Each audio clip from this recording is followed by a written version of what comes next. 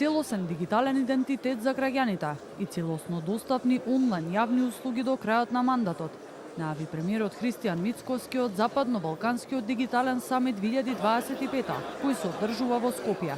На самитот, меѓу другото, беше презентирана апликацијата М-услуги, македонски дигитален паричник во кој ќе бидат опфатени сите лични документи и кој според најавите ќе овозможи брз пристап до јавните услуги преку мобилен телефон. Според Мицкоски, на ваков начин ќе се намале бирократијата, а крајната цел е Македонија да стане центар на дигитални иновации и земја која ќе привлекува инвеститори.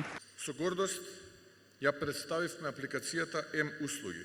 Таа е символ на новата ера, сите документи во еден дигитален паричник, безбедна размена на податоци, потсетник за рокови и обврски, целосна транспарентност и доверба. Ова е почеток на една дигитална револуција што ќе ја промени државата од корен.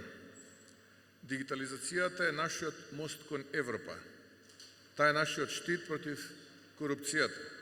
Министерот за дигитална трансформација Стефан Андоновски истакна дека земјите од Западен Балкан работат и на заедничка декларација за побрза имплементација на иницијативата Роаминг како дома, дека се преземени повеќе заеднички чекори за намалување на цените на роаминг меѓу Европската Унија и Западен Балкан, потврди генералниот секретар на регионалниот совет за соработка Амер Капетановиќ.